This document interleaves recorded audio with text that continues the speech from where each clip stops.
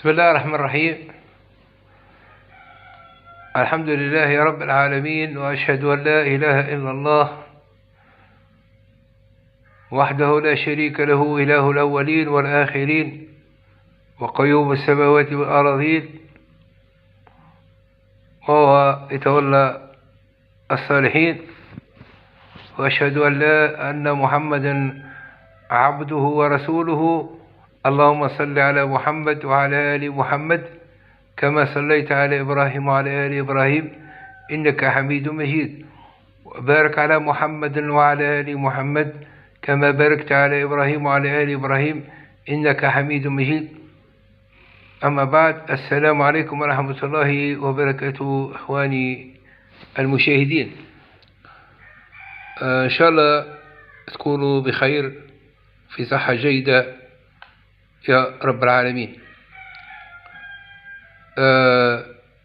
سائل يسأل، يعني يريد أن يعرف يستفسر المهدي عند ظهوره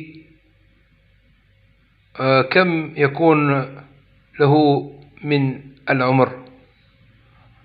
هل يكون شاب أم يعني كبير في السن؟ فإذا نظرنا في الأحاديث وبحثنا فيها أن المهدي يصلحه الله في ليلة. فاجتهادي الخاص فكان يعني إن كان فيه من صواب فمن الله، وإن كان فيه من خطأ أو نسيان فمني ومن الشيطان. الله أعلم. حسب اجتهادي الخاص أن الله عز وجل يصلح المهدي جسدا يعني وروحا، حتى يقوم بخلافة على منهاج النبوة. السائل يقول لي كيفاش عرفت أنه يظهر شيخ؟ الله عز وجل يعطي يعني كترى المهدي وقت ظهوره ليس بالشكل التي يكون قبلها. على سبيل المثال أيوب عليه السلام، الله عز وجل لما قالوا أشرب الماء واغتسل به جبريل عليه السلام،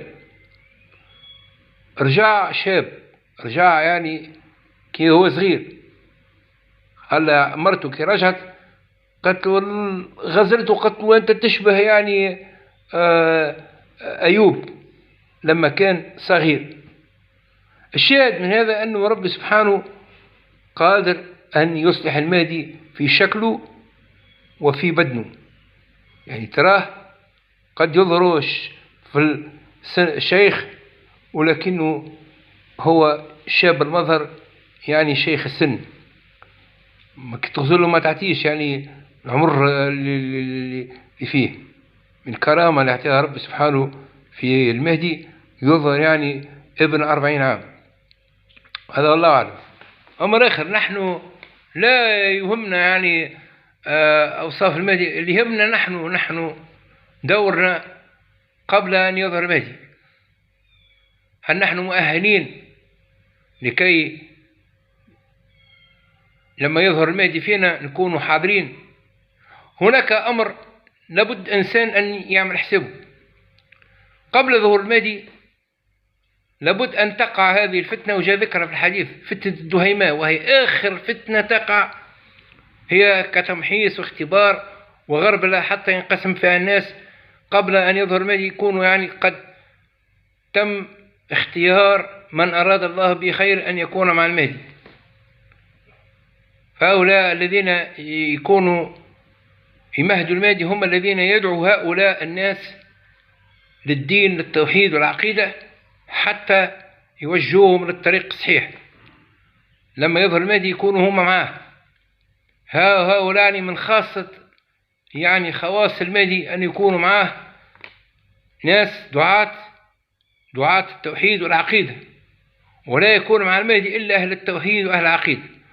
وليقول لكم حاجة، اللي فاتحين القنوات اللي قاعدين يعطيوا في أمور يعني أخبار، ويجيبوا في أحاديث على من كلام ابن عربي تاي، وما همش قاعدين يقيموا بواجبهم، لأنهم هم فاقد الشيء لا يعطيه.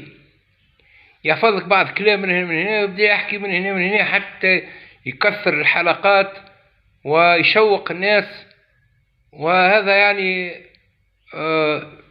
يجعل الناس ترتكن إلى الخمول وإلى التواكل. فنحن علينا أن نبذل جهدنا ونسعى من وقتنا ونجتهد من وقتنا حتى نتعلم ونتفقه في الدين. إن جاء المهدي ونكون جاهزين، إن يعني الله عز وجل توفانا قبل أن يظهر المهدي، على الأقل إنسان يغادر هذه الحياة بقلب سليم. ونعاود نقولها، نحن لا يهمنا سن المهدي أو شكله، أو المهم نكون نحن قادرين باش نكونوا معاه قالبا وظاهرا، قلبا يعني بالإيمان والتوحيد العقيدة. الله عز وجل قال: إن تنصروا الله ينصركم ويثبت أقدامكم. وقت الفتن وقت ما يثبتك رب سبحانه.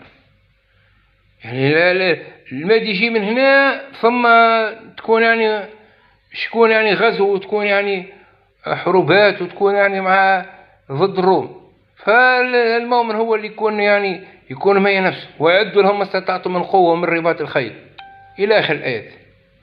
وإلى هنا أكتفي، والسلام عليكم ورحمة الله وبركاته. دمتم في رعاية الله.